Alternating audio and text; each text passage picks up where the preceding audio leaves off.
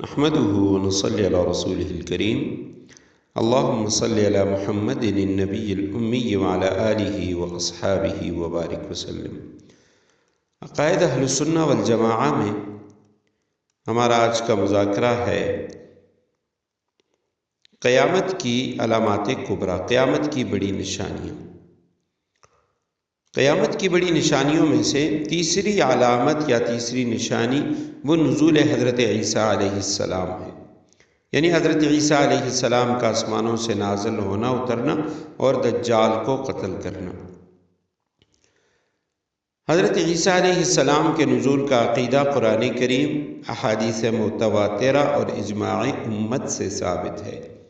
اس کی تصدیق کرنا اور اس پر ایمان لانا فرض ہے، اور مسلمان ہونے کے لیے ضروری ہے کہ اس عقیدے کے بغیر کوئی شخص مسلمان نہیں ہو سکتا۔ آسمانوں سے حضرت عیسیٰ علیہ السلام کے نازل ہونے کی تفصیل یہ ہے کہ جب حضرت مہدی رضی اللہ تعالیٰ عنہ مدینہ منورہ سے ہو کر دمشق پہنچ چکے ہوں گے، اور دجال بھی مکہ اور مدینہ سے دھتکارا ہوا، وہ دمشق کے قریب پہنچ گیا ہوگا۔ شام میں امام مہدی رضی اللہ تعالیٰ عنہ اور یہودیوں کے درمیان سخت جنگیں ہوں گی، یعنی جنگیں زوروں پر ہوں گی۔ ایک دن عصر کی نماز کا وقت ہوگا، اذان عصر ہو چکی ہوگی، لوگ نماز کی تیاری میں مشغول ہوں گے کہ اچانک حضرت عیسیٰ علیہ السلام دو فرشتوں کے پروں پر ہاتھ رکھے ہوئے آسمانوں سے اترتے ہوئے نظر آئیں گے۔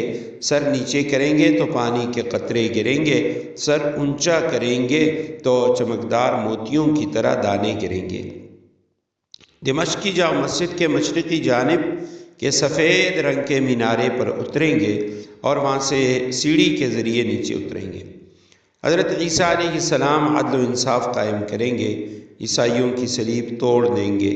صلیب توڑنے کا مطلب یہ ہے کہ عیسائیوں کے عقیدہ صلیب کو غلط قرار دیں گے، خنزیر کو قتل کریں گے، جزیہ کو، ٹیکس کو ختم کریں گے، یہودیوں اور دجال کو قتل کریں گے، یہاں تک کہ یہودی ختم ہو جائیں گے۔ جس کافر کو ان کا سانس پہنچے گا وہ وہیں مر جائے گا۔ باب لد پر دجال کو قتل کریں گے، مال کی اتنی فراوانی ہوگی کہ کوئی اسے قبول نہیں کرے گا۔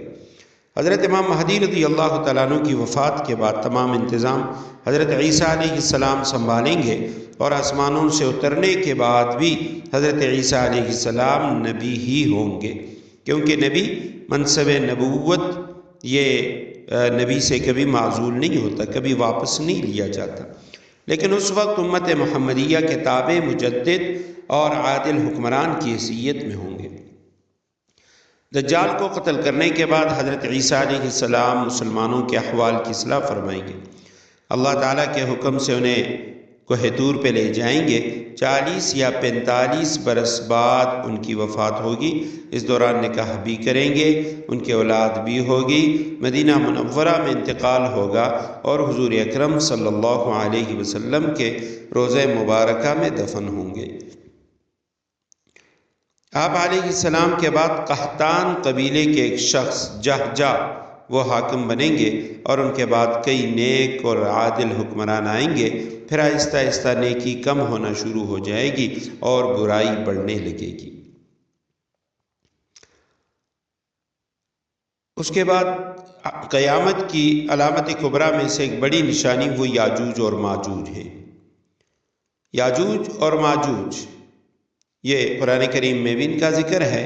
حضرت مہدی رضی اللہ تعالیٰ عنہ کے انتقال کے بعد جب تمام انتظامات عیسیٰ علیہ السلام کے ہاتھ میں ہوں گے اور نہایت سکون و آرام سے زندگی بسر ہو رہی ہوگی کہ اللہ تعالیٰ حضرت عیسیٰ علیہ السلام پر وحی نازل فرمائیں گے کہ میں ایک ایسی قوم نکالنے والا ہوں جس کے ساتھ کسی کو مقابلے کی طاقت نہیں ہے، آپ میرے بندوں کو کوہ طور پر لے جائیں۔ اس قوم سے یاجوج و ماجوج کی قوم مراد ہے، اور یہ حدیث مبارکہ صحیح مسلم کی روایت ہے۔ یاجوج و ماجوج کا ذکر قرآن کریم میں بھی ہے۔ یہ قوم یافس بن نوح کی اولاد میں سے ہے۔ شمال کی طرف بحر منجمد سے آگے یہ قوم آباد ہے۔ ان کی طرف جانے والا راستہ پہاڑوں کے درمیان ہے، جس کو حضرت ذوالقرنین علیہ السلام نے تانبا پگھلا کر لوہے کے تختے جوڑ کر بند کر دیا تھا بڑی طاقتور قوم ہے، تو پہاڑوں کے درمیان نہایت مستحکم آہنی دیوار کے پیچھے بند ہے، اور قیامت کے قریب وہ دیوار ٹوٹ کر گر پڑے گی۔ یہ قوم باہر نکل آئے گی اور ہر طرف پھیل جائے گی اور فساد برپا کرے گی۔ قالوا یا ذا القرنین ان یأجوج ومأجوج مفسدون فی الارض فهل نجعل لك خرجا على ان تجعل بیننا وبینہم سدا۔ یاجوج و ماجوج آہنی دیوار ٹوٹنے کے بعد ہر بلندی سے دوڑتے ہوئے نظر آئیں گے۔ جب ان کی پہلی جماعت بحیرہ طبریہ پر سے گزرے گی تو اس کا سارا پانی پی جائے گی۔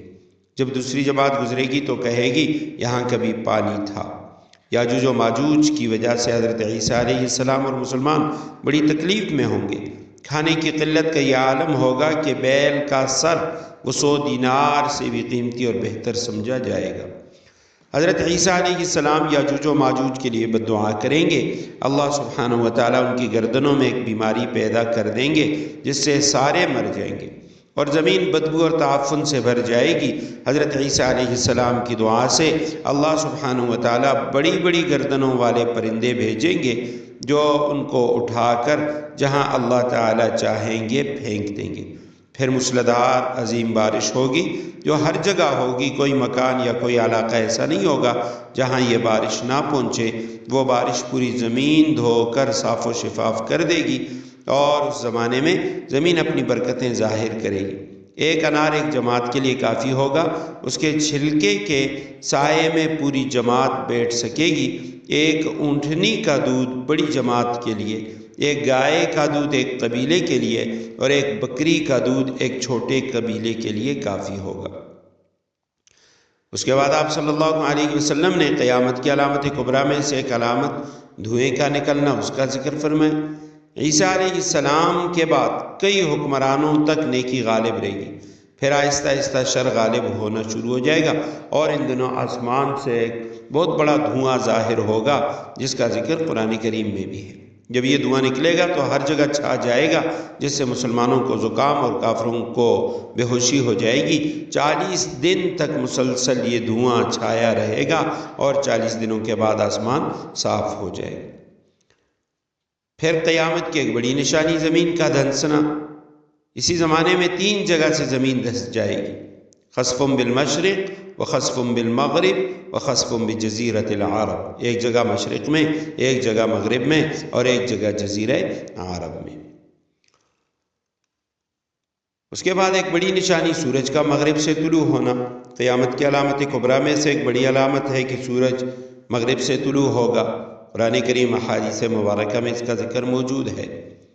دھوئیں کے ظاہر ہونے اور زمین دھنس جانے کے واقعے کے بعد ذوالحجہ کے مہینے میں 10ویں ذوالحجہ کے بعد اچانک ایک رات بہت لمبی ہوگی۔